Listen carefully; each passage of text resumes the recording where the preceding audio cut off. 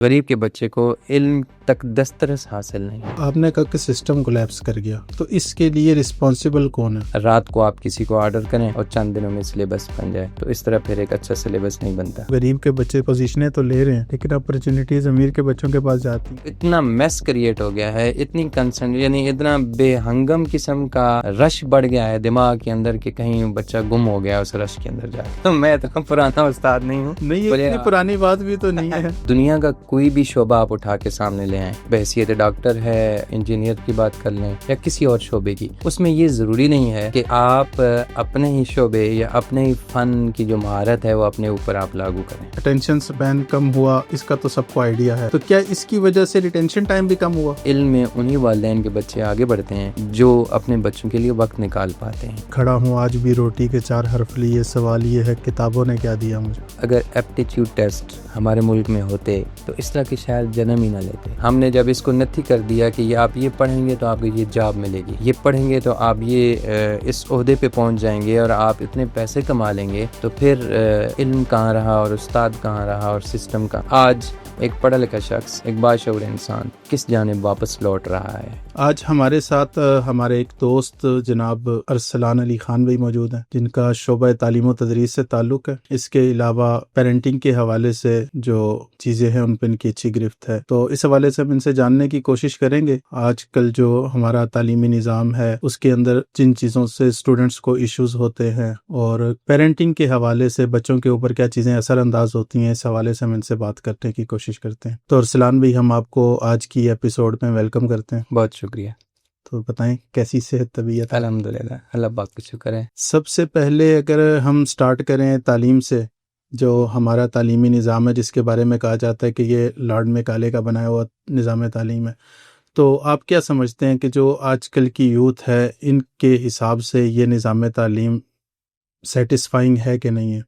دیکھیں، آپ نے جس موضوع کو پکڑا ہے یہ تو بہت طویل داستان ہے. یہ تو بلکہ میں تو یہ کہوں گا کہ لارڈ میکالے تو ایک فرسودہ ایک لفظ آپ اس کو کہہ دیں. 100 سال تو بیت چکے ہیں، تو بہت ساری تبدیلیاں اس میں آ چکی ہیں.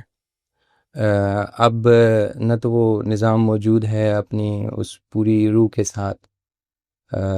طرح طرح کے پھاند کے آپ کو یہاں سکولز ملیں گے، اسکول آف تھاٹس ملیں گے. سب سے پہلے تو سلیبس پہ بات کریں، وہ بھی جو گورنمنٹ اسکولوں میں جو سلیبس پڑھایا جاتا ہے اس حوالے سے، کیونکہ دیکھا جاتا ہے اس کے اندر بہت ساری وہ چیزیں جو کافی پرانے زمانے کی ابھی تک چلتی آ رہی ہیں، اس کے اندر کوئی اپڈیٹ نہیں آئی. اس حوالے سے آپ کیا کہتے ہیں؟ اصل میں جو گورنمنٹ سیکٹر ہے، ایسا نہیں ہے کہ اس میں کوئی تبدیلی نہیں آ رہی ہے یا اس میں کوئی اپڈیٹ نہیں ہے. سلیبس میں اپڈیٹ سے اگر آپ کا مطلب یہ ہے کہ ہم باقی ممالک کے حساب سے یا انٹرنیشنل لیول کو دیکھیں تو یا ترقی کو دیکھیں یا سائنس کو دیکھیں یا موضوعات کو دیکھیں کہ کیا وہ چیزیں نئی ہمارے سلیبس میں شامل ہو رہی ہیں یا نہیں ہو رہی ہیں، ایک تو یہ بات ہے. تو اگر اس کو دیکھا جائے تو ہم چلیں کہہ سکتے ہیں کہ کسی حد تک ہم ان سے پیچھے ہیں، لیکن یہ بھی نہیں کہہ سکتے کہ ہمارا سلیبس آؤٹ ڈیٹڈ ہے. سلیبس یہاں بات کر سکتے ہیں کہ جب ہم سلیبس کا تعین کرتے ہیں تو کیا ہم بچے کی نفسیات کو مد نظر رکھ کر کرتے ہیں. جس کلاس کا سلیبس ہم نے اس کلاس کو دے رکھا ہے تو اس میں اس کو ترتیب دینے والے لوگ، اس کو تقسیم کرنے والے لوگ، اس کے مصنفین، اس کے آتھرز یا اس کی تدوین کرنے والے، کیا انہوں نے بچے کی ضروریات کو مد نظر رکھا یا نہیں رکھا. ہم بات کریں گے ابھی ریسنٹلی 9th کلاس کا سلیبس چینج ہوا ہے ابھی چند ماہ پہلے، تو تھوڑے ہی عرصے میں اس میں اتنی اغلاط کی نشاندہی کی گئی کہ فوراً اس کو سمارٹ سلیبس کے نام سے اسے ریوائز کرنا پڑا، اس میں سے کچھ چیزیں حذف کرنی پڑی. اس میں کیا چیزیں تھیں کہ ربط نہیں تھا، ایک چیز 2 دفعہ 3 دفعہ دہرائی جا رہی ہے، ایک چیز آپ نے شروع میں دے دی ہے اور ایک چیز آپ نے آخر میں دے دی ہے، دونوں ایک دوسرے کے ساتھ متعلق ہیں، آپ نے ان کا کوئی کنیکشن نہیں بنایا. بلکہ اس میں آپ دیکھتے ہیں کہ سمپل کہ آپ نے کہیں سے کوئی اے آئی جنریٹڈ سلیبس اٹھایا اور آپ نے ڈال دیا اس میں. تو یہ چیزیں ہیں، اس میں بہت ساری امپرومنٹ کی گنجائش ہے.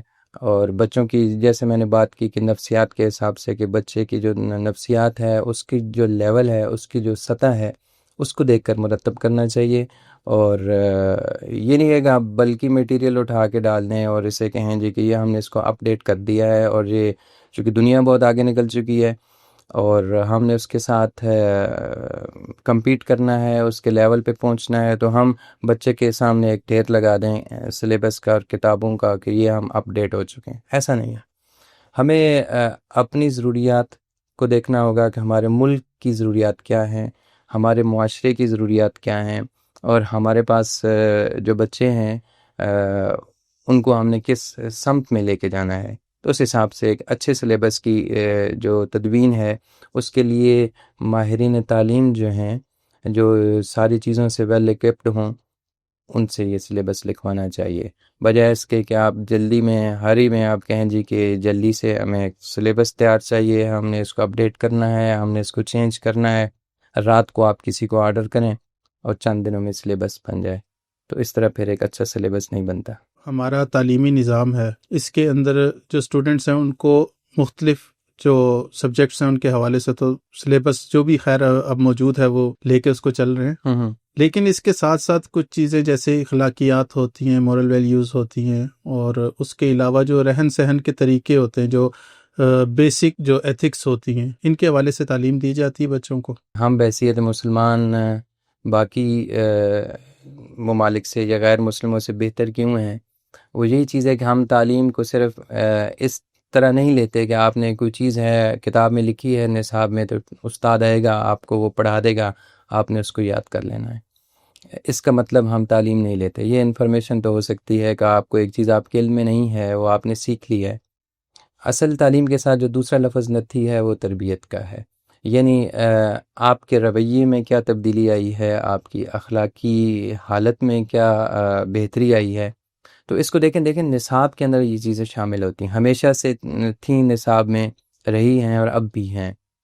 لیکن اس میں سب سے اہم بات جس کا ذکر بہت کم کیا جاتا ہے وہ میں یہاں پہ ضرور آپ کے سامنے اس بات کو یہاں نمایاں کروں گا کہ دنیا کا کوئی بھی شعبہ آپ اٹھا کے سامنے لے آئیں، بحیثیت ڈاکٹر ہے، آپ بات کر لیں، انجینئر کی بات کر لیں یا کسی اور شعبے کی، اس میں یہ ضروری نہیں ہے کہ آپ اپنے ہی شعبے یا اپنے ہی فن کی جو مہارت ہے وہ اپنے اوپر آپ لاگو کریں. مثال کے طور پر آپ ایک انجینئر ہیں، سول انجینئر ہیں، آپ نقشے بناتے ہیں، آپ مشورے دیتے ہیں عمارات اور بلڈنگز بنانے کے، لیکن یہ ضروری نہیں ہے کہ آپ اپنے گھر کا نقشہ خود بنائیں. ایسے ہی لیکن جب آپ یہ کہلوائیں گے کہ میں ایک استاد ہوں، میں ایک ٹیچر ہوں، تو اس پیشے کے لیے یہ ضروری ہے کہ جو آپ اپنے شاگرد کو بتائیں گے کیا آپ اس کے اوپر عمل کر رہے ہیں. یہ بہت بڑا سوال ہے. یہ واحد پیشہ ہے جو یہ آپ سے ڈیمانڈ کرتا ہے کہ جو آپ پریکٹس کرنے جا رہے ہیں پہلے ہی آپ اپنی لائف میں اس کو آپ نمایاں کریں گے، اس کے اوپر عمل کریں گے. تو ایک ٹیچر جو ہوتا ہے، جو آپ کا بنیادی سوال تھا کہ کیا تربیتی حوالے سے بھی یہ چیزیں آج بھی مد نظر رکھی جاتی ہیں، تو یہ سوال میرا جواب آپ کے سارے سوال کو گھیر لے گا کہ استاد ہوتا ہی ہوئی ہے جو پہلے اپنی زندگی کے تمام عملی پہلوؤں کو نمایاں کر لیتا ہے اپنے علم کے مطابق، پھر بچے کو جا کے ٹیچ کرتا ہے. تو میرا نہیں خیال کہ اگر کوئی استاد اپنے آپ کو اس لیول پہ لے کے جائے تو آپ کا سوال کا جواب اسی میں طے ہو جاتا ہے. اچھا، یہ کوشچن اس وجہ سے تھا نا کیونکہ آج کل اگر آپ دیکھیں نا تو بچوں کے پاس نا سیکھنے کے لیے بہت سی جگہیں ہیں، وہ ہر جگہ سے سیکھ رہے ہوتے ہیں. اگر سکول میں وہاں سے سیکھیں گے، گھر میں جو ہے ان کو اگر کسی جگہ کو مواقع میسر ہیں وہاں سے سیکھیں گے. نہیں تو سب سے جو اہم چیز جو آج کل تقریباً ہر بچے کی ایکسیس اس تک ہے وہ ہے موبائل فون. اس کے اندر بچے کنٹینٹ دیکھتے ہیں اور لازمی بات ہے جب لوگ چیز دیکھ رہے ہیں تو ان پہ اثر انداز بھی ہو رہی ہے. دیکھیں اس میں یہ ہے نا کہ جیسے اب بہت زیادہ شور ہے کہ اے آئی آ گئی ہے، اس پہ ڈیبیٹ ہو رہی ہے کہ کیا ہمیں اسے ڈرنا چاہیے، کیا ہمیں اسے نہیں ڈرنا چاہیے، کیا یہ مصنوعی ذہانت جو ہے یہ ہمیں لے ڈوبے گی، کیا یہ کل کلاں ہماری ساری چیزوں کو یہ قابو نہیں کر لے گی، کیا ہم اس کے غلام تو نہیں ہو جائیں گے. کیا یہ سوال مطلب ہر جگہ اس کی ڈیبیٹ ہو رہی ہے. کچھ اس کے حق میں ہیں کہ نہیں یہ اے آئی سے ہمیں ڈرنے کی کوئی ضرورت نہیں ہے، جیسے آپ ہی کہتے ہیں کہ ہر نئی آنے والی چیز سے انسان پہلے ڈرتا ہے. تو اسی طرح اس میں جو ایک پہلو ہے کہ ہمیں اسے نہیں ڈرنا چاہیے، وہ صرف ایک بات اس کے جو حامی ہیں وہ یہ کہتے ہیں جی کہ یہ انسان کی ہی تخلیق کرتا ایک سمجھ لیں پروڈکٹ ہے، اس سے انسان کو ڈرنے کی ضرورت نہیں ہے۔ انسان کو اللہ تعالیٰ نے بنایا ہے، یہ ایک ایسی مشین ہے، اس پر اے آئی نہیں کام کر سکتی، یا اے آئی جو ہے اس طرح ایکٹ نہیں کر سکتی جیسا کہ انسان ہے۔ اسی طریقے سے جو سوال آپ نے کیا کہ لرننگ ٹولز بہت زیادہ آ گئے ہیں، آپ کے پاس مواقع بہت زیادہ ہیں، آپ کے پاس یوٹیوب ہے، آپ کے پاس موبائل ہے، آپ کے پاس لیپ ٹاپ ہے، آپ کے پاس ریکارڈڈ لیکچرز ہیں، آپ کسی وقت بھی ریکارڈ شدہ چیزیں اٹھا کے دیکھ کے آپ پڑھ سکتے ہیں۔ تو کیا ایک ٹیچر کی حیثیت ختم ہو گئی ہے اس دور میں؟ یہ آپ کا اصل سوال تھا میرے خیال میں۔ تو نہیں، میں اصل میں جو چیز سمجھنا چاہ رہا ہوں نا کہ آج سے تقریباً اگر ہم 10 12 15 سال پہلے تک دیکھیں نا تو اتنا رجحان نہیں تھا موبائل فون کا یا اس طرح سے کنٹینٹ وغیرہ دیکھنے کا، جو دیکھتے بھی تھے ٹی وی وغیرہ تھوڑے وقت کے لیے بچوں کو دکھایا جاتا تھا، لیکن اب یہ چیز بہت زیادہ بڑھ گئی ہے، بچے بہت زیادہ ٹائم دینے لگ گئے موبائل فون میں، تو بچوں کی جو مطلب ایک فوکس کی کوالٹی ہوتی ہے بچوں کے اندر کہ وہ چیزوں کو بڑا فوکس ہو کے دیکھ رہے ہوتے ہیں، تو پچھلے ٹائم میں اور اب آپ تو ایک عرصے سے مطلب جی شعبہ تعلیم سے منسلک ہے، آپ نے پچھلے بچے بھی دیکھے ہوں گے اور اب والے بھی دیکھے ہوں گے، تو ان میں کیا ایک خاص فرق آپ دیکھ؟ دیکھیں، آپ کے سوال سے تھوڑا سا مزاحیہ پہلو نکالوں، آپ نے کہا کہ آپ نے پچھلے بچے بھی دیکھے ہوں گے، موجودہ بھی، آپ مجھے بوڑھا تو نہ کہیں تو میں اتنا پرانا استاد نہیں ہوں۔ نہیں، یہ اتنی پرانی بات بھی تو نہیں ہے، ہارڈلی 10 12 سال کا جو ہے فرق ہے۔ اچھا، اس میں یہ ہے نا کہ آپ کی بات بالکل درست ہے کہ کنسنٹریشن جو ہے وہ لوز ہوئی ہے۔ اس کی مثال میں آپ یعنی ٹیچر جو ہوتا ہے وہ بچے کو مثال دیتا ہے، تو ظاہر اس لیے میں زیادہ سہارا مثالوں کا لوں گا۔ جیسے آپ کے پاس ایک میموری کارڈ ہے، آپ میموری کارڈ میں دن میں جو کچھ آپ کو موقع ملتا ہے آپ اس میں دیکھیں، کہیں سے تلاوت اٹھاتے ہیں، چند کلپس اس کے آپ نے اس میں ڈال دیے، تھوڑی دیر بعد آپ کو کچھ نعت کی اچھی لگیں ویڈیوز، آپ نے وہ اس میں ڈال دیں، کوئی کلاسیکل میوزک آپ کو اچھا لگا آپ نے وہ ڈال دیا، کہیں کوئی لڑائی جھگڑا ہو رہا ہے آپ نے اس کے کلپ بنایا اور اس میں میموری کارڈ میں ڈال دیے، آپ کہیں سیر کے لیے جا رہے ہیں آپ نے وی لاگ بنایا وہ اس میں ڈال دیے، آپ نے کوئی اچھا لیکچر سنا کسی کا وہ ڈاؤن لوڈ کیا وہ اس میں ڈال دیا، آپ کو کچھ پکچرز اچھی لگیں آپ نے وہ بنائی آپ نے وہ اس میں ڈال دیا، آپ کو کوئی سینری اچھی لگی، کوئی دن کا موسم، کوئی بارش کا، کوئی رات کا، تو یعنی الا بلا سب کچھ اچھی چیزیں بھلی چیزیں آپ نے مکس کر کے سارا کنٹینٹ آپ نے اس کارڈ میں رکھ دیا ہے۔ اب اچانک آپ کو یاد آتی ہے کہ میں تو فلاں جو ہے کلاسیکل کلام جو ہے طلب ہو رہی ہے آپ کو، آپ سننا چاہتے ہیں، تو آپ کو ڈھونڈنا پڑے گا وہاں پہ۔ صحیح۔ تو ایک تو یہ ہے کہ آپ کو دیر لگے گی، تو یہی ایگزامپل ہے ایک انسانی دماغ کی۔ انسانی دماغ دو اس کے بڑے ذرائع ہیں کہ جو اس میں آپ سیو کرتے ہیں، ایک آپ کی آنکھیں ہیں جو آپ اس میں دیکھتے ہیں تو آٹومیٹیکلی آپ کے برین میں محفوظ ہو رہا ہے، انٹینشلی یا ان انٹینشلی دونوں طرح سے۔ دوسری چیزیں ہیں کہ جو آپ کی اللہ تعالیٰ نے آپ کو سماعت کی حص دی ہے، جو کچھ آپ سنتے ہیں وہ بھی انٹینشلی یا ان انٹینشلی وہ آپ کے برین میں گیدر ہو رہا ہے۔ تو یہ یعنی آپ کو میموری کارڈ میں جو کچھ آپ 24 گھنٹوں میں آپ دیکھتے ہیں آپ سنتے ہیں وہ آپ کے میموری کارڈ میں سیو ہو رہا ہے۔ تو اگر آپ اپنی مطلوبہ اور غیر مطلوبہ، اہم اور غیر اہم چیزیں اس میں ڈالتے جائیں گے، تو جب آپ کو اپنی اہم چیزیں اور مطلوبہ چیزیں اور ضروری چیزیں نکالنا پڑ جائیں گی تو آپ کو دیر لگے گی۔ تو آج کے بچے میں یہی فرق ہے اور پرانے بچوں میں یہی فرق ہے۔ پرانے بچے کے سامنے اکثر گھروں میں تو ٹی وی بھی نہیں ہوتا تھا اور موبائل تو تھا ہی نہیں، کمپیوٹر بھی نہیں تھا، تو بہت ساری انفارمیشن جو غیر ضروری ہوتی تھی وہ بچوں تک نہیں پہنچ پاتی تھی۔ بچے دو ہی طرح کی آوازیں سنتے تھے، کچھ مخصوص ہی سینیریو ان کے سامنے ہوتے تھے، گھر، گلی محلہ، کھیل کا گراؤنڈ، اسکول، تو جو چیزیں انہوں نے سنی، جو چیزیں انہوں نے دیکھیں وہ ان کے دماغ میں محفوظ ہوئیں۔ تو اتنا الا بلا اس ڈبے میں بند نہیں تھا، جب آپ کو کھنگالنا پڑتا تھا تو اب آسانی سے 2 3 چیزیں الٹ پلٹ کے نکال لیا کرتے تھے۔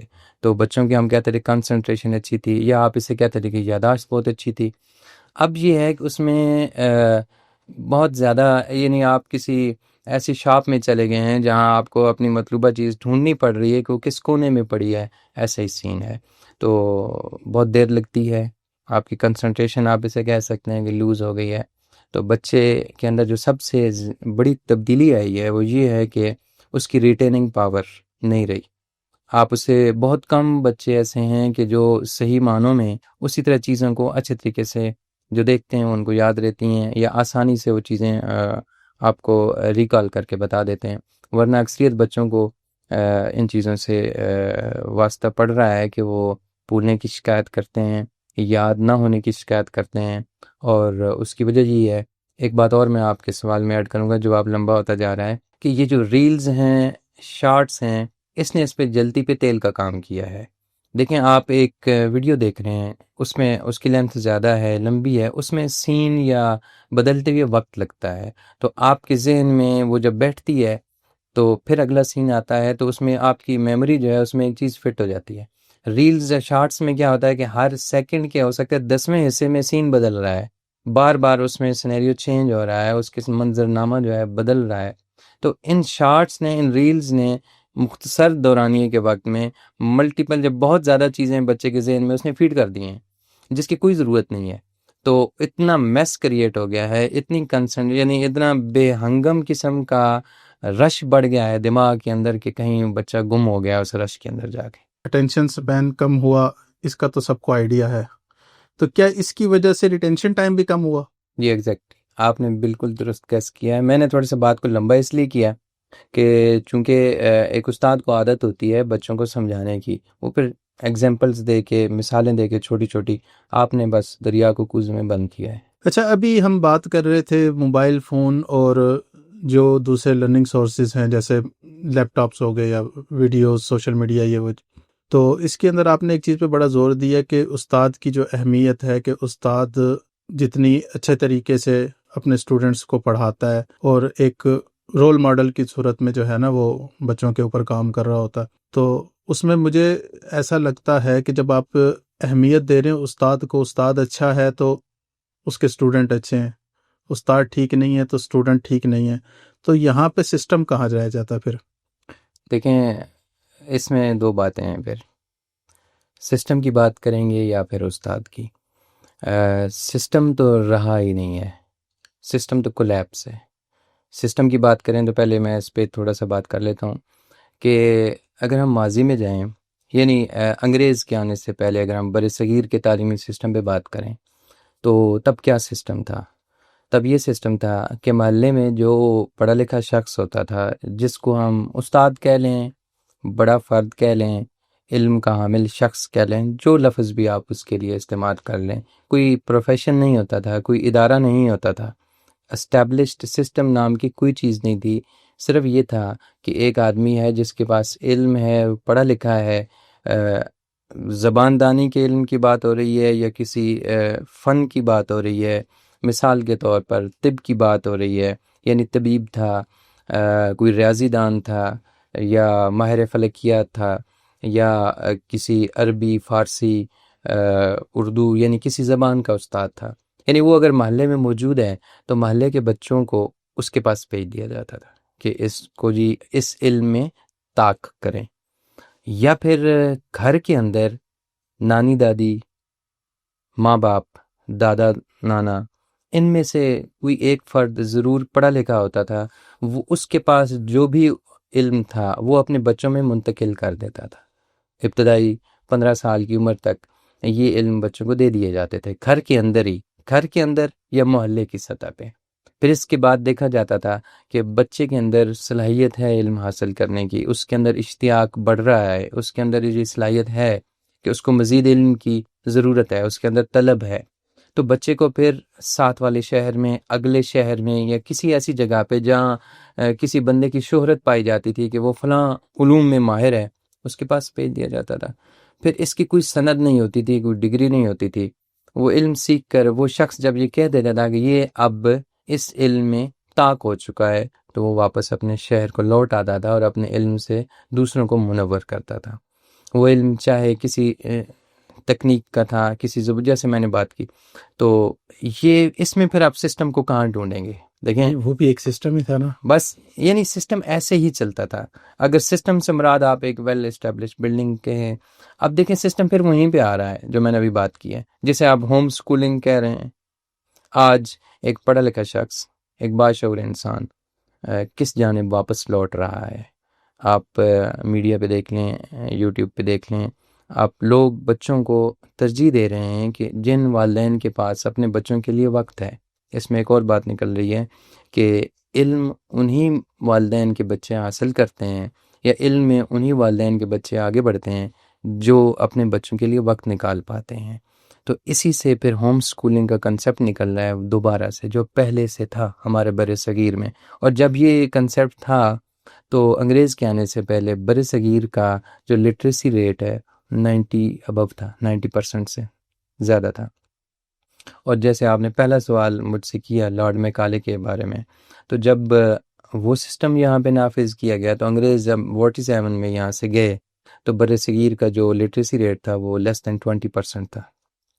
تو یہ فرق ہے ایک ہمارے سسٹم کا، جس کو آپ کو نظر کہیں نہیں آتا لیکن ایک سسٹم وجود رکھتا ہے، اور جہاں پر ایک سسٹم نظر آ رہا ہے لیکن اس کا وجود کہیں نہیں. اچھا، آپ نے کہا کہ سسٹم کولیپس کر گیا، تو اس کے لیے رسپانسیبل کون ہے؟ ٹیچر ہے رسپانسیبل یا گورنمنٹ؟ دیکھیں رسپانسبلٹی کی جہاں تک بات ہوتی ہے، وہ ہر بندہ کہیں نہ کہیں، ہر ادارہ، ہر گورنمنٹ اس کی ذمہ دار ہوتی ہے. کس حد تک ہوتی ہے اس کو پھر ہم دیکھتے ہیں کہ کس کا رول کیا ہے، کس نے کرنا کیا ہے. ٹیچر کو اگر آپ ریسپانسبل قرار دے رہے ہیں کہ وہ اس کولیپس کا ذمہ دار ہے، تو کیا اس نے اپنی ریسپانسبلٹیز ادا کرنے سے انکار کیا ہے؟ کیا وہ اپنی ریسپانسبلٹیز ادا کرنے کے قابل نہیں رہا ہے؟ تو اس کے لیے ہمیں دیکھنا پڑے گا کہ استاد ہے کون، آپ نے کس کو استاد کہہ رہے ہیں. دیکھیں اگر آپ آج کل کے استاد کی بات کریں تو اس میں یہ ہے کہ یہ استاد تو جاب کرنے آیا ہے کسی انسٹیٹیوٹ میں، یہ تو اپنے رزق کا وسیلہ ڈھونڈنے آیا ہے. جس استاد کی میں بات کر رہا ہوں، جس علم کی میں بات کر رہا ہوں، وہ اس میں سے تو کچھ کشید نہیں کر رہا تھا، سوائے اس کے کہ وہ اس کے پاس ایک صلاحیت تھی، ایک علم تھا جس کو اس نے اگلی نسل کو ٹرانسفر کیا، منتقل کیا. اب استاد اپنی زندگی کی گزر اوقات مکمل کرنے کے لیے جو دوڑ دھوپ کرتا ہے، اس کو ہم استاد کا نام دے دیں اور پھر کہیں کہ اس نے اپنا رول اچھا پلے نہیں کیا، یہ کولیپس کا ذمہ دار ہے، تو ہماری توقع غلط شخص سے تھی. ہم نے جب اس کو ایک بزنس بنا دیا، ہم نے جب اس کو تعلیم اور علم کو ہم نے انسٹیٹیوٹ کے اندر قید کر دیا، ہم نے جب اس کو نتھی کر دیا کہ یہ آپ یہ پڑھیں گے تو آپ کو یہ جاب ملے گی، یہ پڑھیں گے تو آپ یہ اس عہدے پہ پہنچ جائیں گے اور آپ اتنے پیسے کما لیں گے، تو پھر علم کہاں رہا اور استاد کہاں رہا اور سسٹم کہاں رہا؟ تو اصل میں بات یہ ہے کہ اس سے پھر بات ایک دوسری طرف نکل جائے گی کہ ہمیں اپنے جو ایجوکیشن سسٹم ہے اس کو ریوزٹ کرنے کی ضرورت ہے. دیکھیں یہ بات شاید بہت سے لوگوں کو پسند نہ آئے، بات تلخ ہے، سچ ہمیشہ تلخ ہوتا ہے کہ ہر بچہ علم حاصل کرنے کے قابل نہیں ہوتا.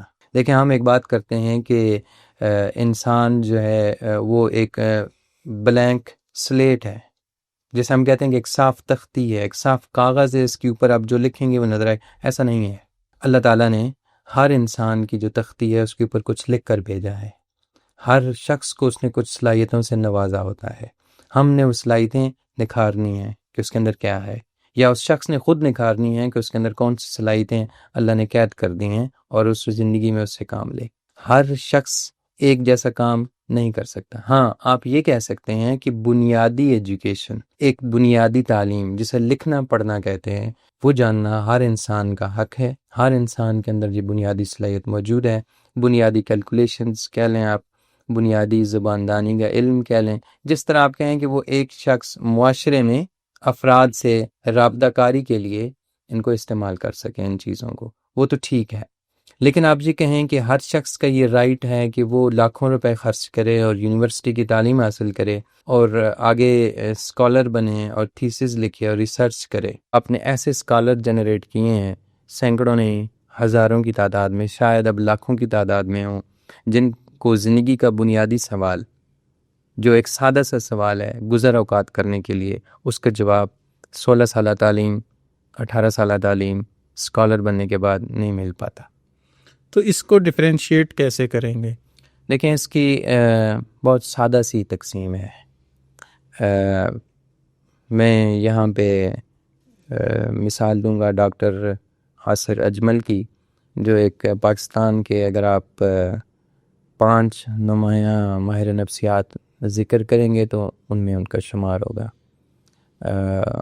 انہوں نے ایک بات کا ذکر کیا ہے کہ ایک یونیورسٹی میں ایک بچہ ایڈمیشن لینے کے لیے آیا، تو وہاں کے جو سامنے تشریف فرما تھے، ظاہر فیکلٹی کے ڈین ہوں گے، پرو وائس چانسلر تھے یا جو بھی نام انہوں نے لیا، کہ انہوں نے اسے کہا کہ بیٹا آپ ایسا کریں، آپ ایک بیکری کیوں نہیں کھول لیتے، بیکری کھولیں اور اس سے آپ انکم جنریٹ کریں، آپ گجرانوالہ سے تعلق رکھتے ہیں تو وہاں تو یہ چیزیں۔ تو دیکھیں بچے نے جو سوال سنا تو اس نے جو جواب دیا یہ بہت قابل تشویش بھی ہے، آنکھیں کھولنے کے لیے بھی کافی ہے اور حقائق پہ مبنی ہے۔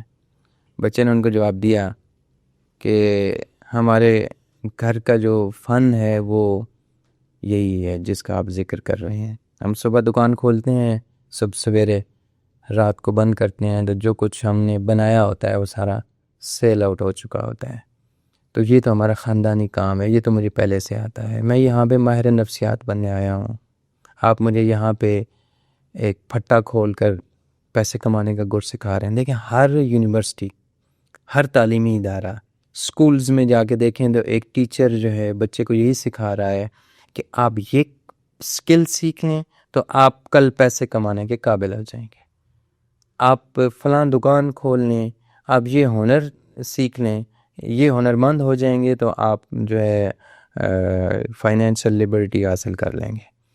دیکھیں تعلیمی اداروں کا یہ کام نہیں ہے۔ ایک حد تک جس طرح آپ کا سوال تھا، اب میں اس پہ براہ راست اس پہ آتا ہوں کہ ہم اس کو تقسیم کیسے کریں گے۔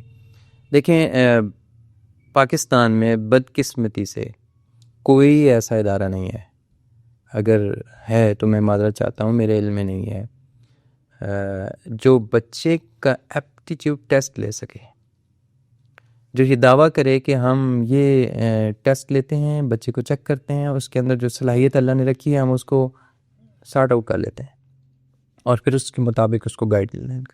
میں ایک دفعہ اسی بات کو سرچ کر رہا تھا کہ پاکستان میں، چونکہ میں استاد ہوں تو میں اس بارے میں فکر مند رہتا ہوں کہ ہمارے ساتھ جو بچے انوالو ہوتے ہیں، جن کو ہم پڑھاتے ہیں، جب وہ اسکول سے آؤٹ ہو رہے ہوتے ہیں تو ان کا پہلا سوال اور ان کے پیرنٹس کا پہلا سوال یہی ہوتا ہے کہ یہ آگے کیا کریں، ان کی کیریئر کاؤنسلنگ کیا ہونی چاہیے۔ تو یہ سوال جب میرے سامنے تھا تو میں اس پہ دیکھ رہا تھا کہ کون سی چیزیں ہیں، تو میرے سامنے ایک عجیب بات آئی کہ پاکستان میں ایک صاحب تھے شاید فیصل آباد کے، کہ جن کے پاس یہی صلاحیت تھی، یہی ان کی تخصیص تھی، تخصص تھا کہ وہ یہ فن جانتے تھے کہ بچے کا ایپٹیٹیوڈ ٹیسٹ لے کے اس کی صلاحیتیں سامنے لے کے کیسے آئی جاتی ہیں، ملٹیپل ٹیسٹ کون کون سے ہیں، تو وہ انہوں نے اپنا کوئی اس پہ ادارہ کھڑا کیا، تو مایوس ہو کے وہ پھر واپس لوٹ کے اور انہوں نے وہ ادارہ بند کر دیا، کیونکہ ان کے پاس کوئی والد، کوئی پیرنٹ اپنے بچے کو لے کر نہیں گیا۔ یعنی پاکستان میں پیرنٹس کو اس چیز کا علم ہی نہیں ہے، اس چیز کا احساس ہی نہیں ہے، اس چیز کی اہمیت کا ادراک ہی نہیں ہے کہ بچے کے اندر صلاحیتیں اللہ نے رکھی ہیں، وہ کیسے کھنگالنی ہیں اور ان صلاحیتوں پر کیسے بچے کو آگے ان کو پالش کر کے آگے چلانا ہے۔ تو پاکستان میں اس طرح کا کوئی کام نہیں ہو رہا۔ یہ کام ہو سب سے پہلے ہر ادارے کے اندر، گورنمنٹ کی یہ ریسپانسبلٹی ہے کہ وہ اسکولز کے اندر ایسے ماہرین تعینات کریں، ایسا ایک آدھا ایکسپرٹ ہونے چاہیے، ایسے ٹولز اور سیٹ آف ٹیسٹس ہونے چاہیے جو بچے کو ان میں گزار کر اس کی صلاحیتوں کو جان چلائے۔ پھر آپ اسے میٹرک تک ایک آسان سلیبس بنائیں۔ دیکھیں ہم نے بہت ساری چیزیں اپنے سلیبس میں ایڈ کر دی ہیں جو میں سمجھتا ہوں کہ ان کی برڈنائز کیا ہے، ان کی ضرورت نہیں ہے۔ اس نے بنیادی سکلز یعنی بیسک کیلکولیشنز اور اردو کی یا انگلش کی یا جو چیزیں ہمارے لیے ضروری ہیں معاشرے میں بچے کو ضروری ہیں کام کرنے کے لیے، وہ بیسک تعلیم اور اس کو آپ میٹرک کی ڈگری کا نام دے دیں، اور پھر اس سے آگے آپ بالکل ہر بچے کو یہ اجازت نہ دیں کہ وہ ایسے ہی جا کے یونیورسٹیز میں اپلائی کر دے کہ میں نے فلاں پہ بی ایس میں ایڈمیشن نہیں ملا تو میں فلاں ڈگری پہ ایڈمیشن لوں گا. نہیں، آپ پھر ایک اسکل انسٹیٹیوٹ الگ سے بنائیں، ٹیکنیکل انسٹیٹیوٹس بنائیں کہ جس بچے کو جو اسکل آپ نے سارٹ آؤٹ کی تھی اس حساب سے بچے کو اس راہ پہ ڈالیں. پھر اس میں سے جو جینیس لوگ ہیں، جو فلاسفرز ٹائپ لوگ ہوتے ہیں، جو ریسرچرز ہوتے ہیں، جو عبقری ذہن کے مالک ہوتے ہیں، جن کے اندر اللہ نے اعلیٰ تخلیقی صلاحیت رکھی ہوتی ہیں، اعلیٰ علوم حاصل کرنے کی صلاحیت رکھی ہوتی ہے، ان کو آپ یونیورسٹیز میں لے کے جائیں. پھر آپ دیکھیں گے کہ آپ کے پاس جو بھی یونیورسٹی سے فارغ ہو کے بندہ باہر آئے گا وہ ایک ہیرا ہوگا، وہ اپنے شعبے میں نمایاں کردار ادا کرے گا، آپ کے ملک کی ترقی کا باعث بنے گا. ابھی یہ جتنی آپ نے باتیں کی یہ دیکھنے میں بھی بہت اچھی لگتی ہیں، سننے میں بھی بہت اچھی لگتی ہیں. ایک ایسا معاشرہ بن جائے تو میرے خیال سے تو مسئلہ ہی حل ہو جائے. لیکن پاکستان جیسے ملک میں جہاں پہ لوگوں کی بیسک ضرورت جو ہے وہ بھی پوری نہیں ہوتی، ٹھیک ہے، وہ ایک شاعر نے بڑا خوبصورت شعر کہا ہوا کہ کھڑا ہوں آج بھی روٹی کے 4 حرف لیے، سوال یہ ہے کتابوں نے کیا دیا مجھ کو. تو اس طرح جب ایک مطلب ماں باپ جو اپنے بچے کو دیکھ رہے ہوتے ہیں ان کی کوشش یہ ہوتی ہے کہ جلد از جلد اس کی تعلیم مکمل اور اس کی کسی اچھی جگہ جاب لگ جائے. سکلز کا تو ان کے ذہن میں بھی کبھی نہیں آتا کہ اس نے کوئی سکل سیکھنی ہے، کوئی معاشرے کے اندر کوئی بہتری لے کے آنی ہے. نہیں، ان کو یہ پتہ ہے کہ بھائی یہ بچہ یہاں سے تعلیم حاصل کرے گا، کسی جگہ جاب پہ لگے گا تو ہمارے گھر کے حالات بہتر ہوں گے. میرے خیال سے جس ملک کے اندر لوگ اپنے گھر کے حالات سے پریشان ہوں تو وہاں پہ معاشرے کے اندر کوئی اس طرح کی بہتری لے کے آنا میرے خیال سے کوئی وہم نہیں ہے. دیکھیں، جس محترم شاعر کا آپ نے شعر سنایا ہے، اگر ایپٹیچیوڈ ٹیسٹ ہمارے ملک میں ہوتے تو اس طرح کے شاعر جنم ہی نہ لیتے. نہیں، یہ جو والدین ہیں ان کی ذہنی صلاحیت اس وقت جو ہے نا کھل کے سامنے آئے گی، وہ ان چیزوں کے اوپر سوچنا شروع کریں گے جب باقی جو ان کو خوف ہے معاشرے کے اندر نا، ٹھیک ہے، ان سے وہ باہر نکلیں گے تو وہ دیکھیں اس طرح کی چیزوں کے اوپر غور کریں گے. دیکھیں، آپ نے اکثر سنا ہوگا کہ اچھی صلاحیتیں ہمیشہ مزاحمت پڑتی ہے تو نکھر کے سامنے آتی ہیں. آپ کے راستے میں کوئی رکاوٹیں نہیں ہیں، آپ کو کوئی یعنی رکاوٹ نہیں پڑی، آپ کا پاؤں کسی رکاوٹ سے نہیں ٹکرایا، کسی پتھر سے نہیں ٹکرایا، تو آپ کو کون سکھائے گا کہ آپ نے سنبھل کے چلنا ہے یا دیکھ کے چلنا ہے؟ راستے ہی پلین ہوں، راستے ہی صاف ستھرے ہوں تو پھر تو یہ سوال ہی بے معنی ہو جاتا ہے کہ آپ کے اندر کون سی صلاحیت پیدا ہوگی. تو یہ جو مشکلات ہیں، یہ جو رکاوٹیں ہیں، یہ جو آپ والدین کے مسائل، اسی کا نام زندگی ہے. انہی سے نبردآزما آپ نے ہونا ہے، اور یہی مسائل طرح طرح کے حل سامنے لے کے آتے ہیں. جیسے ہم آج میں اور آپ بات کر رہے ہیں، دیکھیں سسٹم تو بہت اچھے ہیں. آپ دیکھیں سکولنگ تو بہت اچھی ہے پاکستان میں. آپ دیکھیں ایک سے بڑھ کر ایک سکول موجود ہے، ایک سے بڑھ کر ایک سسٹم آپ یہاں گنوا سکتے ہیں. طرح طرح کے سلیبس ہیں، طرح طرح کے تجربات ہیں، آن لائن ٹولز ہیں.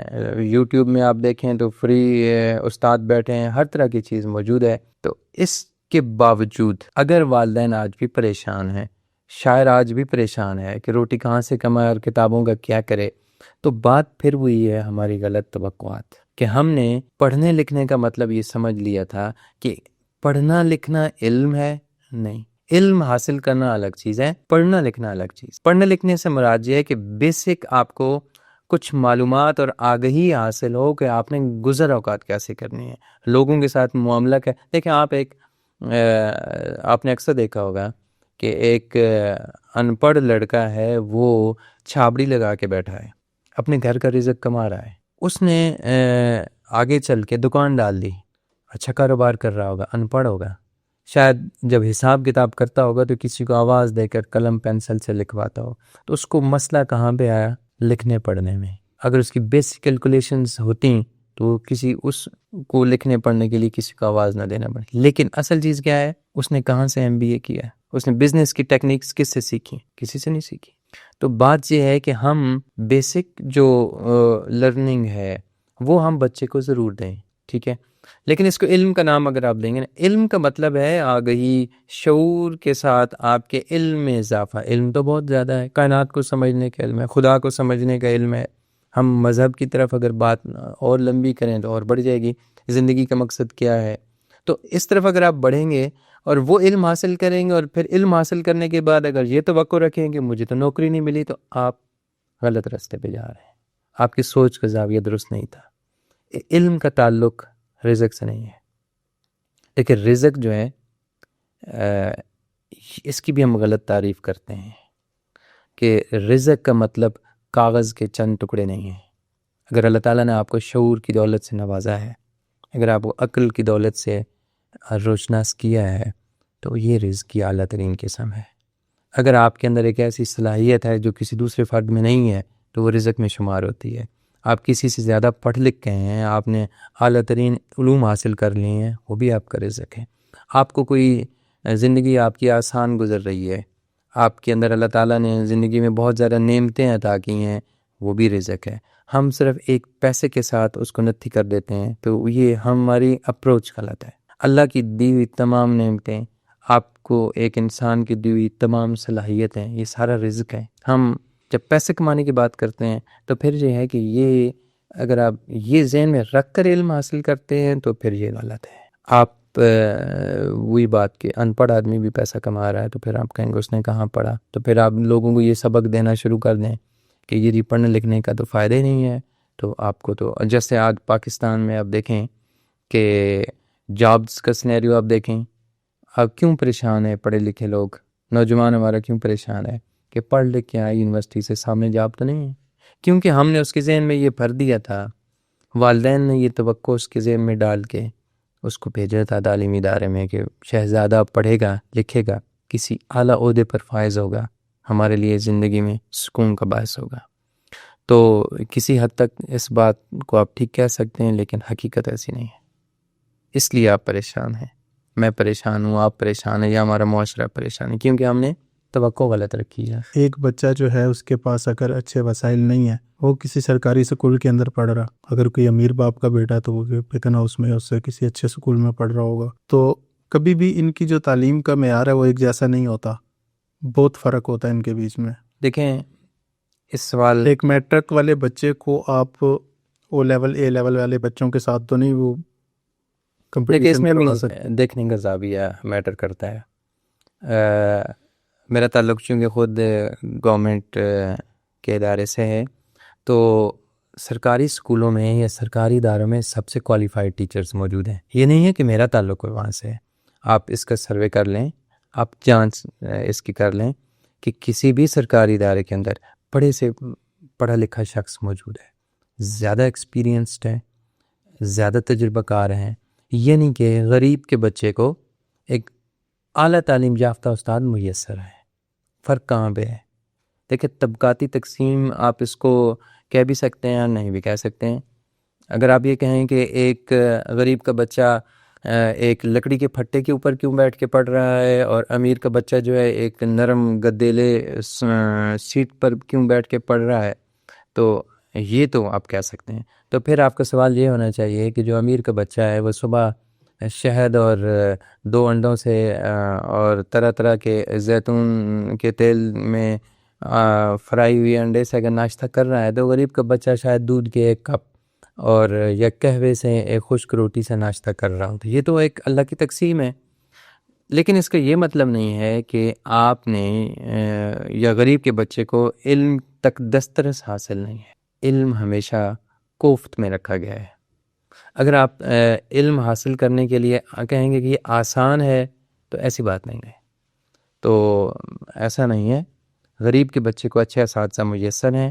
بات پھر یہی ہے کہ جو والدین ہیں، پھر اس کا رول یہاں پہ آ جائے گا، ان کو تعلیم کی اہمیت کا احساس کتنا ہے، ان کا رول کتنا ہے اپنے بچوں کی تعلیم کے لیے، وہ کتنا وقت بچے کو تعلیم کے لیے دے رہے ہیں۔ غریب کا بچہ جو ہے وہ اسکول آئے گا، وہ گھر کے کام کرے گا، اس کے والدین ان پڑھ ہیں، اس کے والدین کو پتہ نہیں ہے، تعلیم کا شعور نہیں ہے، تو یہ تو پھر ایک سسٹم ہے، یہ تو پھر چلے گا ایسے۔ لیکن اس کا یہ مطلب بھی نہیں ہے کہ ہر غریب کا بچہ جو ہے وہ تعلیم حاصل نہیں کر پائے گا، وہ وقت ضائع کرے گا، ایسا نہیں ہے. قدرت اس کے کنٹرول میں ہے ساری چیزیں. ہم دیکھتے ہیں کہ آپ کسی بورڈ کی جب پوزیشنیں آتی ہیں، ہم دیکھتے ہیں کہ ایک بچہ وہ کہتا ہے آرٹس میں آپ اکثر دیکھتے ہیں کہ تندور پر روٹیاں لگانے والے بچے نے پوزیشن لے لی ہے، غریب کا بچہ ہی ہے. بورڈ میں پوزیشنیں جو آتی ہیں غریب کے بچوں کی آتی ہیں اکثر. اس کی کیا وجہ ہے کہ مطلب غریب کے بچے پوزیشنیں تو لے رہے ہیں لیکن اپرچونیٹیز امیر کے بچوں کے پاس جاتی ہیں جو بیکن ہاؤس میں پڑھے ہوتے ہیں یا جو بڑی یونیورسٹی ہیں، فاسٹ یونیورسٹی ہو گئی ہے دوسری تیسری. دیکھیں اپرچونیٹیز کی اگر آپ بات کریں گے نا تو آپ اس کو کس طرح دیکھ رہے ہیں؟ جابس کے حوالے سے دیکھ رہے ہیں تو وہ تو کمپیٹ کر رہے ہیں. جو غریب کا بچہ علم حاصل کر گیا وہ تو جابس میں اس کو کمپیٹ کر رہا ہے، ایسا تو کہیں نہیں ہے. نہیں، کچھ تو کمپنیز کی ریکوائرمنٹ ہوتی ہے کہ ان کو ایک خاص یونیورسٹی سے ہی چاہیے آڈینس ہے. وہ میرا نہیں خیال کہ اب ایسا کوئی ٹرینڈ رہا ہے. یہ ماضی میں سو کال آپ کہہ لیں کہ فلاں یونیورسٹی سے جو گریجویٹ آئے گا وہ لازماً کوئی بہت کوئی جینیس قسم کا انسان ہے، اور فلاں یونیورسٹی سے جو اٹھ کے آئے گا وہ یقیناً نالائق ہوگا. یہ دیکھیں یہ بات پھر وہی ہے کہ ہماری توقعات غلط ہیں، ہماری ڈائریکشنز غلط تھیں، ہم نے غلط چیزیں غلط جگہ پہ رکھی ہوئی تھیں. ایسا نہیں ہے. ایسا کوئی میں نے نہیں دیکھا کہ کوئی ادارہ ہو جو کہے کہ فلاں جگہ سے فلاں ڈگری ہولڈر آئے گا تو ہم اس کو رکھیں گے. اگر ایسا تھا ماضی میں اور یقیناً تھا کسی حد تک، اب ایسا نہیں ہے. اب آپ یہ نہیں کہہ سکتے کہ فلاں ادارے سے اٹھ کے آئے تو اس کو ہم اس جگہ پہ فٹ کریں گے اور فلاں پہ آئے گا تو ہم نہیں بٹھائیں گے. پیرنٹنگ کے حوالے سے نا جو چھوٹے بچے ہیں وہ پہلے تو کوکو میلن بہت زیادہ چلتا تھا بچوں کے اندر، بچے اس سے جو ہے نا مطلب ایک طرح سے ہیپناٹائز ہو جاتے تھے. مطلب آپ روتے ہوئے بچے کو اگر وہ لگا کے دے دیں گے نا، وہ کسی بھی کنڈیشن کے اندر ایک دم چپ کر کے دیکھنے لگ جائے گا. دوسرا پھر اس کے اوپر ریلز آ گئی، بچے ریلز دیکھنے لگ گئے. اب بچوں کو لانگ ویڈیوز دکھانا بڑا مشکل ہوا بڑا. بچے 5 منٹ کی ویڈیو بھی ٹک کے نہیں دیکھ سکتے، ان کو ریلز چاہیے ہوتی ہیں. تو ایسی سچویشن کے اندر ماں باپ ایسا کیا کرے کہ بچہ سکرین سے ہٹ کے ان کی بات کو سیریس لے؟ دیکھیں یہ ساری باتیں جو ہے نا یہ ہماری پوری گفتگو میں کنیکٹڈ ہیں. بات پھر میں وہیں سے لے کے آؤں گا، یہ پہلے میں نے کی تھی کہ یہ شعبہ ایسا ہے کہ جو ابھی آپ نے پیرنٹنگ کی بات کی ہے، پیرنٹنگ کا مطلب ہے کہ اب پیرنٹس ٹیچر کا رول پلے کر رہے ہیں. بالکل ٹھیک ہے، یعنی بچے نے جو ابتدائی چیزیں سیکھنی ہیں وہ والدین سے سیکھنی ہیں. والدین اب رول ماڈل ہیں بچے کا، یعنی استاد ہیں. اب پھر وہی پہلا اصول جہاں پہ لاگو ہوگا کہ کیا والدین بچے سے جو ڈیمانڈ کر رہے ہیں کیا اس پر خود عامل ہیں. تو اس میں جو بنیادی بات ہے کہ بچہ بنیادی 3 سال میں بہت ساری چیزیں سیکھتا ہے. وہ دیکھتا ہے، اس کی ویژول میموری جو ہے، وہ سنتا ہے. کون سی چیزیں بچے کی پہنچ میں نہیں رکھنی ہوتی. مثال کے طور پر ہم بچہ ابھی پیدا ہوا، تھوڑا سا اس نے اوں کرنی شروع ہوئی، ہم کہتے ہیں کہ یہ فر بولنا شروع کر دے. ہم یہ چاہتے ہیں کہ یہ چیزوں کو اپنی مادری زبان نہیں بلکہ اردو بھی نہیں بلکہ انگلش میں پکارنا شروع کر دے، اور فٹافٹ یہ ایسے کوئی کیلی گرافر بن جائے، اس کے ہاتھ سے ایسے پھول نکلیں کہ کیا ہم اش کر اٹھے. حالانکہ 3 سال تک بچے کے ہاتھ میں کوئی نوکیلی چیز جس کا کونا ہو نہیں پکڑانی چاہیے. ہم دیکھ لیں کہ کیا گھروں میں اس چیز کا خیال رکھا جاتا ہے کہ ایسی چیز جس کا کوئی کونا نہ ہو، کنارہ نہ ہو، یعنی اس کو چبھ نہ سکے. بچے کو اس چیز کا علم نہیں ہے 3 سال تک کہ یہ چیز کہاں پہ لگ سکتی ہے، چوٹ پہنچا سکتی ہے، نقصان دے سکتی ہے، یا میں کسی اور کو اس سے نقصان دے سکتا ہوں. ہم اس کو پینسل پکڑا کے بیٹھے ہیں. تو اس پہ جو سب سے اہم بات یہ ہے کہ والدین نے ہی سب کچھ کرنا ہے. سب سے غلط بات جو یہاں پہ ہم دیکھتے ہیں کہ ہم بچے کو سمجھتے ہیں کہ یہ ایک بڑا انسان ہے. ہم بچے کو بڑا آدمی بنا کے اس سے وہ ڈیمانڈز کرتے ہیں جو آپ ایک باشعور، ایک سلجھے ہوئے شخص سے کرتے ہیں. بھئی بچے کو آپ نے سکھانا ہے، ٹرین کرنا ہے. اس کے سامنے وہ چیز لے کے جائیں جو بچے کے سامنے لے کے جانی ہے، جو اسے فائدہ پہنچا رہی ہے، جو اس کے سیکھنے میں معاون ہے. آپ نے وہ چیز بچے کے سامنے لے کر ہی نہیں جانی، بچے کو دکھانی ہی نہیں ہے جو اس کے لیے غیر ضروری ہے، جو اس کو نقصان دے سکتی ہے. مثال کے طور پر سب سے بڑا ایشو آج کل یہ ہے کہ بچہ ضدی ہے، بات نہیں مانتا. بچہ آٹزم کا شکار ہو گیا ہے. بچہ موبائل مانگتا ہے، نہیں دیتے تو چلانا شروع کر دیتا ہے. دیکھیں موبائل بچے کو دکھایا کس نے ہے؟ سب سے بڑے مجرم والدین ہیں جو بچے کے سامنے بیٹھ کے موبائل یوز کر رہے ہیں. سب سے بڑے ایڈکٹ اس کے پیرنٹس ہیں. سب سے ایڈکٹ اس کی ماں یا اس کا باپ ہے جو اس کے سامنے گھنٹوں موبائل استعمال کرتا ہے اور بچے کو یہ سکھا رہا ہے کہ یہ بہت امپورٹنٹ کام ہے جو میں کر رہا ہوں اور یہ تمہیں بھی کرنا ہے. تو اس نے تو لازماً یہ چیز آپ سے طلب کرنی ہے نا. جب وہ آپ سے طلب کرے آپ جھوٹ بول کے اس کو چھپا دیں گے، کوئی نہیں ہے. دوسری چیز آپ نے بچے کو سکھائی کہ جھوٹ بولنا، کہ ایک چیز ہاتھ میں رکھی ہے اس کو چھپا دیا اور پھر کہہ رہے ہیں کوئی نہیں ہے. یا پھر آپ تیسری بات جب وہ شعور کی تھوڑی سی سمجھ میں آتا آپ کہتے ہیں یہ گندی چیز ہے، یعنی وہ اس کو آپ نے تیسری چیز سکھائی کہ باپ گندی چیز استعمال کر رہا ہے. تو بچے کو وہ چیز دکھانی نہیں ہے جو اس کے شعور میں نہیں سما رہی، جو اس کے سیکھنے کے سٹیج میں نہیں آ رہی، جو اس کے لیے فائدہ مند نہیں ہے بلکہ نقصان دہ ہے. تو یہ تو آپ نے خود سکھایا اس کو. تو پیرنٹنگ کا پہلا اصول یہی ہے کہ آپ بچے کو وہ سکھائیں، وہ چیز اس کے سامنے لے کے. آپ نے مثال کے طور پر آپ کہتے ہیں بچوں کے دانت خراب ہیں، آج ہر چوتھے بچے کے دیکھیں دانت سیاہ پڑے ہوئے ہیں. کیونکہ پیرنٹنگ میں آپ خود اس کو دکان پہ لے کے گئے، وہ دکان پہ نہیں اٹھا کے آپ لے کے گئے، آپ نے اس کو چیز دی کہ یہ کھاؤ. کوئی رشتہ دار گھر میں آیا، اس نے آپ کے بچوں سے بہت لاڈ کیا، اٹھا کے دکان پہ لے گیا یا دکان سے آیا تو دکان سے چیزیں لے کے تھیلا اس کے سامنے رکھ دیا، آپ نے گند اس کے سامنے ڈھیر کیا ہے. اور پھر کہتے ہیں کہ اس کے دانت خراب ہیں، پھر کہتے ہیں اس کا گلا خراب ہو گیا، پھر کہتے ہیں اس کی صحت ٹھیک نہیں ہے.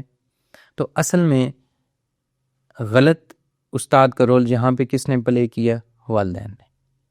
تو میرے خیال میں آپ مجھے تو بھول گیا کہ آپ نے بنیادی سوال کیا کیا تھا. تو یہ باتیں چونکہ اتنی نہیں، آپ نے سوال کا پورا جواب ایسے دے دی. ٹھیک ہے.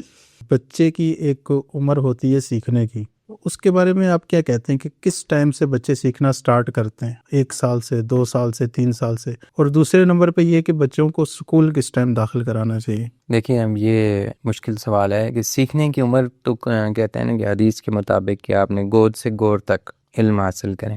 تو یہ حدیث تو ہمیں بتاتی ہے کہ ماں کی گود سے سیکھنا بچہ شروع کرتا ہے اور مرتے دم تک جاری رکھتا ہے. اور میرے خیال میں امام ابو حنیفہ کے بارے میں یہ روایت ہے کہ جب وہ ان کی وفات کا وقت قریب آیا تو انہوں نے بھی کوئی بندے کو بلا کے کوئی لکھنے پڑھنے کی بات کی، یا ابن سینا کی بات ہے، میں اب اس پہ کنفرم نہیں ہوں کہ یہ نہیں. یہ ہے کہ جو بھی شخص ہیں ہمارے مشاہیر میں سے ہیں اور بزرگوں میں سے ہیں، انہوں نے یہ کیا سبق دیا کہ موت کا وقت قریب ہے، قلم کتاب قریب لائی جائے، یا احادیث ہیں وہ ان کی سماعت کا ان کو شوق ہوا. تو یہ اس چیز کی دلالت کرتی ہے یہ بات کہ موت کا وقت بھی آ جائے آپ سیکھ رہے ہیں، آپ کے علم میں اضافہ ہو رہا ہے. تو اس میں یہ ہے کہ بچہ، یعنی یہ میرے خیال میں اس میں مزید کوئی بات کرنے کی ضرورت نہیں ہے کہ کب عمر سیکھنے کی شروع ہوتی ہے اور کہاں پہ ختم ہوتی ہے. بات یہ زیادہ اہم ہے، یہ بھی پیرنٹنگ میں آ گئی کہ ہم نے سکول میں کب بھیجنا ہے. دیکھیں اب اس میں بھی کچھ باتیں ایسی ہیں کہ جو والدین کی پسند کی نہیں ہیں. وہ یہ ہیں کہ دیکھیں بچہ چلنا شروع کرتا ہے، پھر کچھ بولنے لگتا ہے. جب وہ 2 قدم بھر لیتا ہے اور 2 لفظ بول لیتا ہے تو ماں کی پہلی ڈیمانڈ ہے کہ اس کو اسکول میں داخل کریں، کیونکہ میں نے گھر کے کام کرنے ہیں، میرے پاس بچے کو سنبھالنے کے لیے وقت نہیں ہے. اس طرح نہیں کہتے یہ ہیں کہ بچہ تنگ کر رہا ہے، اس کو اسکول میں بھیجو، کچھ وقت آرام کا مل جائے گا گھر میں اور یہ مصروف رہے گا. بچے نے بھی 2 قدم چلنے سیکھے، آپ نے اسے اٹھا کے ایک ایسے کوچ کے پاس بھیج دیا جس کو اس چیز کی کوئی پرواہ ہے یا نہیں ہے آپ نہیں جانتے. آپ نے اس کے اوپر کوئی ریسرچ نہیں کی، آپ نے اس کے اوپر کوئی وقت نہیں گزارا کہ وہ آپ کے بچے کی وہاں کیئر کیسی ہے. تو یہاں پہ میرا پوائنٹ آف ویو یہ ہے کہ بچے کو اس عمر میں آپ اسکول بھیجیں جب وہ اپنی تقریباً اہم بنیادی ضروریات سے واقف ہو. کھانا کیسے کھانا ہے، اپنے آپ کو صاف ستھرا کیسے رکھنا ہے، بات کیسے کرنی ہے، تھوڑی سی اچھی بات کو سمجھ لے، تھوڑی سی بری بات کو سمجھ لے، اس نے اپنی حاجات کیسے پوری کرنی ہے، ان کا اسے علم و ہاتھ منہ کیسے دھونا ہے، اس نے واش روم کیسے یوز کرنا ہے، وہاں پہ فراغت کے بعد اس نے کیسے اپنے آپ کو پاک کرنا ہے، کپڑے کس طرح پہننے ہیں. یہ بنیادی چیزیں ہیں. ان کا بچے کو اگر علم ہے تو آپ اسے اسکول بھیجیں.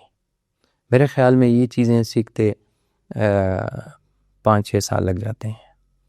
اب کیا ہے، 3 سال کی عمر ہوئی، آپ نے اٹھا کے بچے کو اسکول داخل کر دیا، 4 سال کی عمر ہوئی، تو ان میں سے کچھ باتیں ہیں، کچھ بچے فطرتاً تیز طبع واقع ہوتے ہیں، کچھ سست رو ہوتے ہیں، کچھ سیکھنے میں دیر کرتے ہیں، کچھ جلدی سیکھ جاتے ہیں، یعنی اپنی طبعی عمر کے لحاظ سے کچھ بچے سلو ہوتے ہیں، کچھ یعنی مختلف آپ نے معاشرے میں ہم دیکھتے ہیں، تو اس سے یہ چیزیں ویری کر سکتی ہیں۔ لیکن ٹرینڈ کیا ہے کہ ہم انتہائی کم عمری میں بچے کو اٹھا کے 6 گھنٹے کے لیے سخت سرد موسم میں، سخت گرم موسم میں اس کو گاڑی پہ بٹھایا، اس کو سفر کرایا، گھنٹے میں اگر دور پڑ رہا ہے، قریب پڑ رہا ہے تو پھر بھی سفر تو ہے نا بچے کے لیے، آپ بیگ اس کے کندھے میں آپ نے ڈال دیا، آپ اس کو بھیج رہے ہیں۔ سکولنگ جو ہے 6 سال سے پہلے نہیں شروع ہونی چاہیے۔ دیکھیں ہم نے نقل کی کہ کوا چلا ہنس کی چال، اپنی بھی بھول گیا۔ ہم نے ارلی ایج میں بچوں کو بھیجنا اسکول شروع کیا دی کہ فلاں ممالک میں ایسے ہوتا ہے، فلاں ممالک میں ایسے ہوتا ہے، ہم نے ان کے سسٹم کو اڈاپٹ کرنے کی کوشش کی۔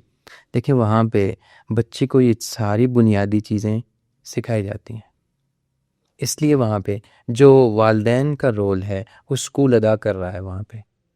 ہم اگر ایج کے حساب سے تو بچے کو اسکول میں بھیج دیا، کیا اسکول وہ ضروریات پوری کر رہا ہے؟ کیا اس ادارے میں وہ پیرنٹنگ کی سہولیات اویلیبل ہیں جو آپ نے بچے کو اتنی کم عمری میں اسکول میں بھیج دیا؟ اگر نہیں ہے تو گھر پہ اس کو وہ عمر پوری کرنے دیں، وہ چیزیں سیکھنے دیں، پھر جا کے اس کو اسکول بھیجیں۔ اچھا، جب بچے کو ہم سکول بھیج دیتے ہیں، آپ نے کہا 5-6 سال کی عمر تک جو ہے نا بچوں کو سکول نہیں بھیجنا چاہیے، اس کے بعد جب ہم نے بچے کو سکول بھیج دیا اس کے بعد وہ کیا ذمہ داریاں جو ٹیچر کے اوپر عائد ہوتی ہیں اور وہ کیا ذمہ داریاں جو والدین پہ عائد ہوتی ہیں؟ لیکن ٹیچر اور والدین، ہم اس کو ایک مشہور بات ہے کہ ایک مثلث کہتے ہیں، بچہ، والدین اور استاد، یہ ایک مثلث کی طرح کام کرتی ہیں۔ ہم تمام تر ذمہ داری بچے کے اوپر ڈال دیتے ہیں۔ ٹیچر بھی اگر ہم دیکھیں کہ سب کچھ بچے نے کرنا ہے، والدین بھی کہیں کہ سب کچھ بچے نے کرنا ہے، تو یہ بات ٹھیک نہیں ہے۔ بچے کے اوپر سارا بوجھ ڈال دیں گے، اس کی ساری گروتھ سٹنٹڈ ہو جائے گی، فزیکل گروتھ بھی، مینٹل گروتھ بھی، وہ برڈنائز ہو جائے گا، سٹریس کا شکار ہو جائے گا۔ اسکول میں ٹیچر نے اس کو اس کا کام ایزی کر کے دینا ہے، جسے آپ کہتے ہیں کہ آپ نے کک کر کے اس کے سامنے چیز پیش کرنی ہے۔ ایک تو یہ ہے، دوسری چیز یہ ہے کہ اس کو کھیل کھیل میں، ارلی ایجوکیشن کی اگر آپ بات کر رہے ہیں تو اس میں یہ ہوگا کہ اس کو کھیل کھیل میں چیزوں سے فیملیرائز کریں، اسے اس چیز کا احساس نہ ہو کہ میں یہاں پہ کھیلنے آیا ہوں، یا میں ایک ڈریس کوڈ کے اندر، ایک سسٹم کے اندر آ کے میں ایجوکیشن حاصل کر رہا ہوں۔ یہ بچے کو فیل نہیں ہونا چاہیے، یعنی وہ ایسے سمجھے گا یہ میرا گھر ہے۔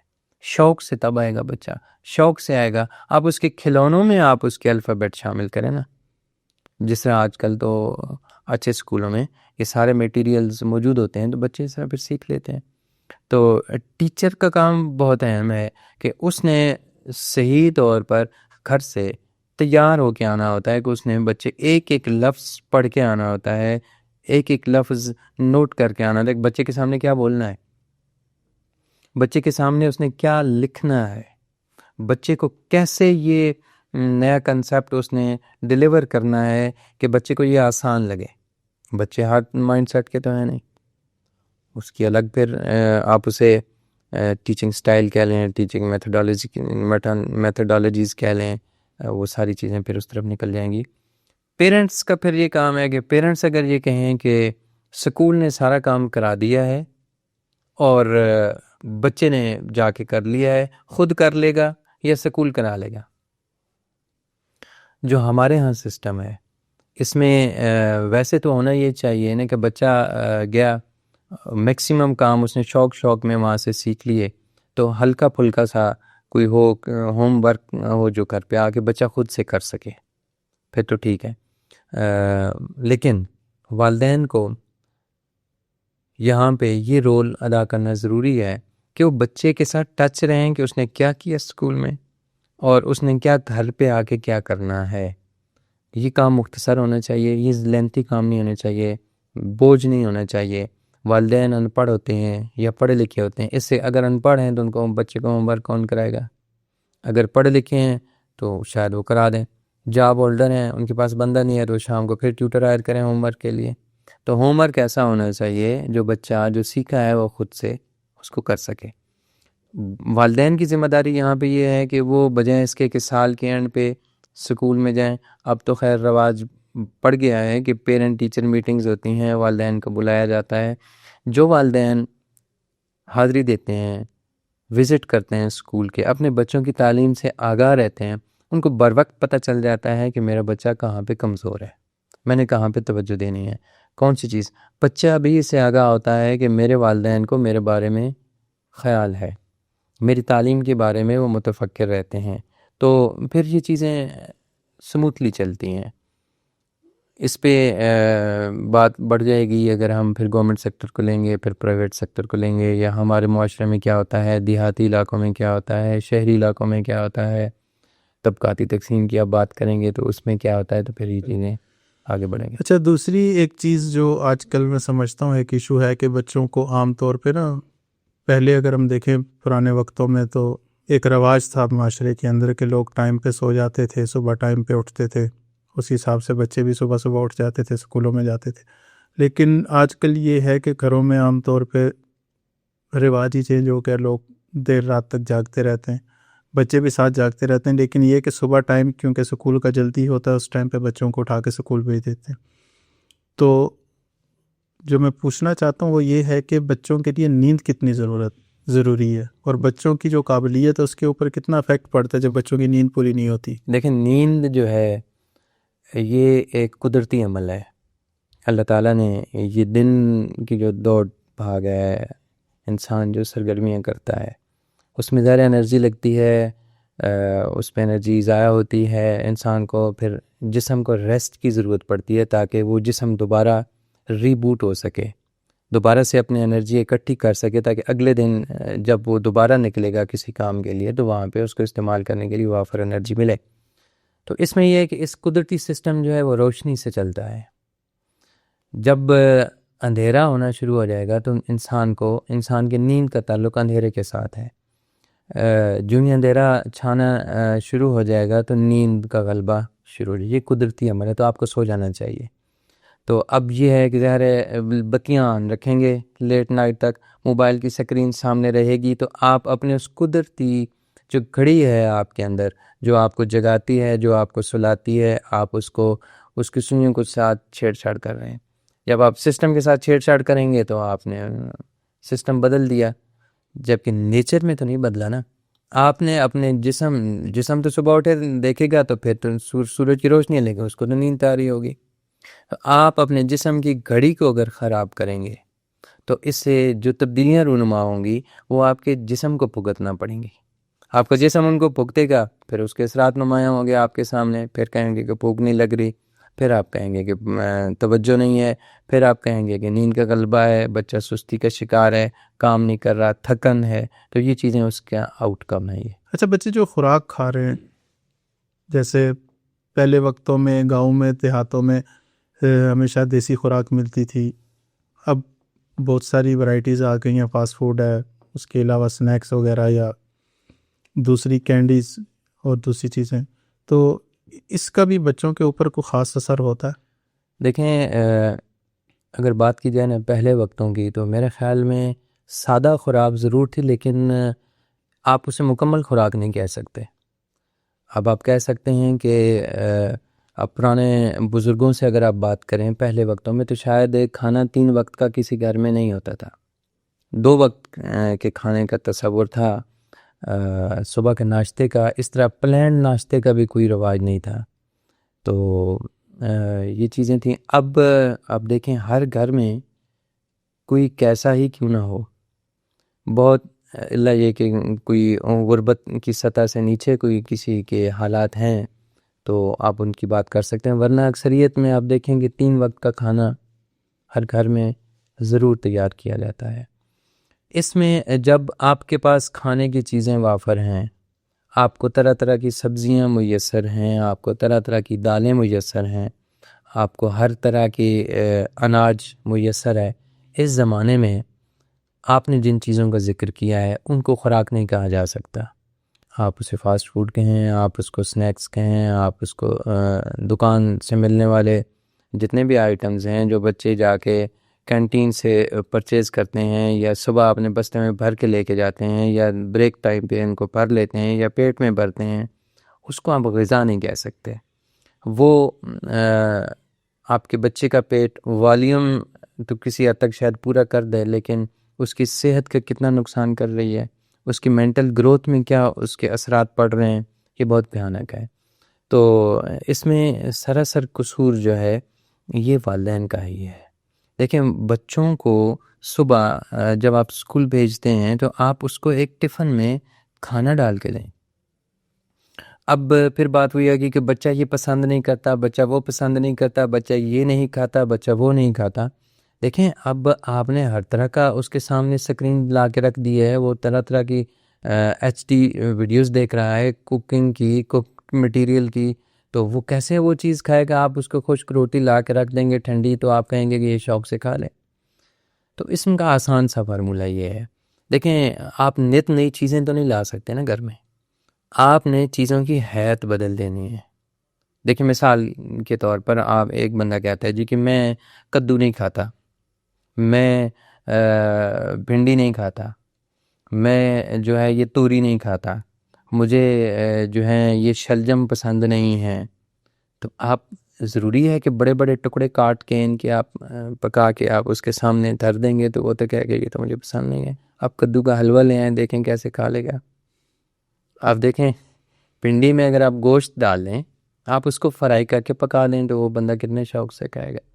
آپ نے شلجم پکائے ہیں، آپ شلجم کا حلیہ بگاڑ دیں، شلجم کو آپ پیس ڈالیں، آپ اس کا ٹکڑے انتہائی باریک کر دیں، اس کے قتلے کر دیں، پتہ ہی نہ چلے کہ اس کے اندر کیا ہے۔ آپ اس کے اندر 2-3 اور سبزیاں مکس کر دیں، وہ صاحب شوق سے ان کو کھا لیں گے، ان کو پتہ ہی نہیں چلے گا۔ تو اسی طرح آپ بچے کو چیزوں کی حیت بدل کے تیار کر کے دیں۔ آلو کی مثال میں اکثر دیتا ہوں، کہتے ہیں کہ آلو کاشت کرنا بھی آسان ہے، یعنی اگانا آسان ہے، آلو زمین سے نکالنا آسان ہے، آلو پکانا آسان ہے، کھانا بھی آسان ہے۔ تو اس سے دیکھیں کتنی چیزیں ہم بنا سکتے ہیں۔ بچے کو آلو کے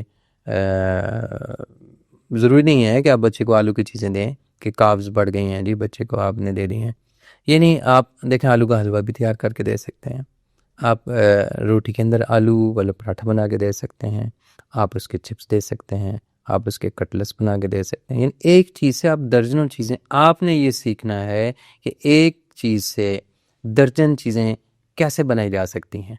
تو وہی چیز آپ 12 دن بچے کو ایک ہی شے سے پروڈکٹس مختلف بنا کے دے دیں، بچہ شوق سے کھا لے گا۔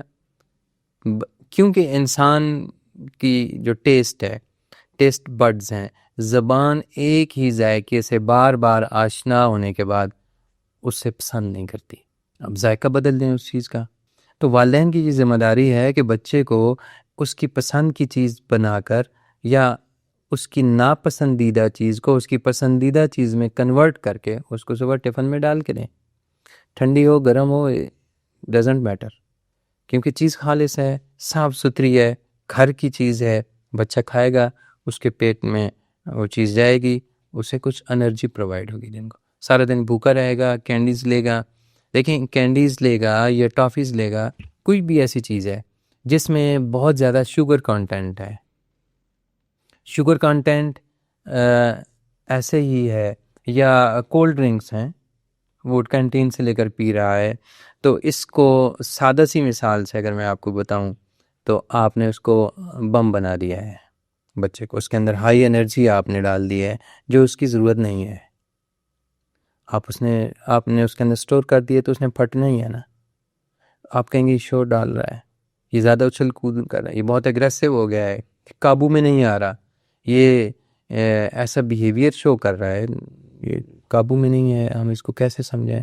تو آپ نے اس کی خوراک پہ نظر رکھنی ہے کہ ایک کون سے ہیلدی میٹیریل آپ اس کو دے رہے ہیں، کون سے ان ہیلدی میٹیریل کی طرف آپ اس کو لے کر جا رہے ہیں۔ تو اس میں انفارچونیٹلی چیک اینڈ بیلنس رکھنا کس کا کام ہے؟ ہمارے پاس بچے آتے ہیں، ہم دیکھتے ہیں کہ ان کے بیگ میں ٹھونسے ہوتے ہیں، پاپڑ، ان کے بعد اس طرح کی کینڈیز، ایسی چیزیں دیکھیں، ان کے اندر کچھ ایسے آئٹمز ہیں، ان میں کیا ہے، دیکھیں کوکنگ آئل ہے وہ بھی ہیلدی نہیں ہوگا، اس کے اندر طرح طرح کے مرچ مسالے لگے ہوں گے، آپ بچوں کا گلا خراب ہوگا، اس کے اندر چیزیں سستی اور غیر معیاری ہوں گی جو کہ اس کے امیون سسٹم کو ویک کریں گی، اس کے اندر جو کلرز ہوں گے وہ اپروو نہیں ہوں گے، فوڈ کلرز آپ کو پتہ ہے کتنے زیادہ صحت کے لیے کس حد تک نقصان دہ ہیں، اپرووڈ فوڈ کلرز کتنے مہنگے ہیں، وہ ان سستی کینڈیز میں کہاں استعمال ہوتے ہوں گے؟